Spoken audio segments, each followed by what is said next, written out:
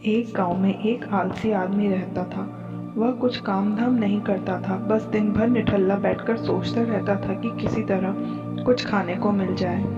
एक दिन वह यूं ही घूमते घूमते आम के बाग में पहुंच गया और वह रसीले आमों से लदे हुए पेड़ थे। रसीले आम देखकर उसके मुंह में पानी आ गया और आम तोड़ने वह एक पेड़ पर चढ़ गया। लेकिन जैसे ही वह पेड़ पर चढ़ा, बाग का मालिक वहां आ पहुंचा।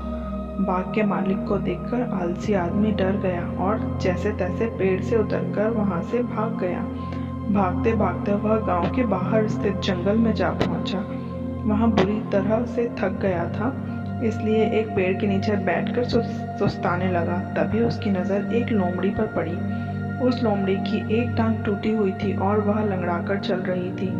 लोमड़ी को देखकर आलसी आदमी सोचने लगा कि ऐसी हालत में इस जंगली जानवर से भरे जंगल में ये लोमड़ी कैसे बच गई, इसका अब तक शिकार कैसे नहीं हुआ। जिज्ञासा में वह एक पेड़ पर चढ़ गया और वह बैठकर देखने लगा कि अब इस लोमड़ी के साथ आगे क्या होगा।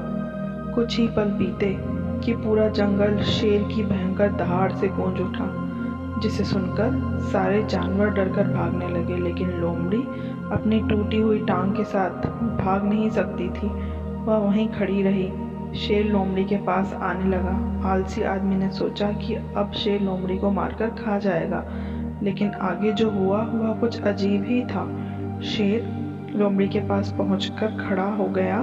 उसके मुंह में मांस का एक टुकड़ा था, जिसे उसने लोमड़ी के सामने गिरा दिया। लोमड़ी इत्मीनान से मांस के उस टुकड़े को खाने लगी। थोड़ी देर बाद शेर वहां से चला गया। यह घटना देखकर आलसी आदमी सोचने लगा कि भगवान सच में सर्वा है। उसने धरती में सियों के लिए, चाहे वह जानवर हो या इंसान, खाने पीने का प्रबंध कर रखा है। वह अपने घर लौट आया।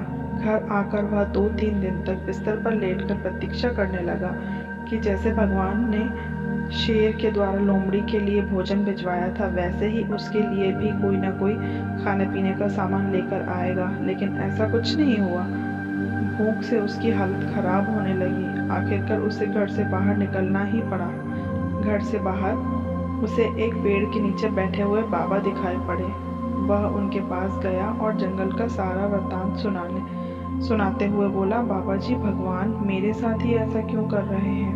उनके पास जानवरों के लिए भी भोजन का प्रबंध है, लेकिन इंसान के लिए नहीं। बाबा जी ने उत्तर दिया, बेटा, ऐसी बात नहीं है। भगवान के पास सारे प्रबंध हैं, दूसरों की तरह तुम्हारे लिए भी हैं, लेकिन बात यह है कि तुम्हें लोमड़ी नहीं शेर बनाना चाहता है। इस कहानी से हमें ये सीख मिलती है कि हम सबके भीतर क्षमताओं का असीम भंडार है, बस अपनी अज्ञानतावश हम उन्हें पहचान नहीं पाते और स्वयं को कम समझने लगते हैं। कम समझकर दूसरों की सहायता की प्रतीक्षा करते रहते हैं। स्वयं की क्षमता पहचानिए, दूसरों की सहायता की प्रतीक्षा मत करिए। इतने सक्षम बनिए कि आप दूसरों की सहायता कर सकें।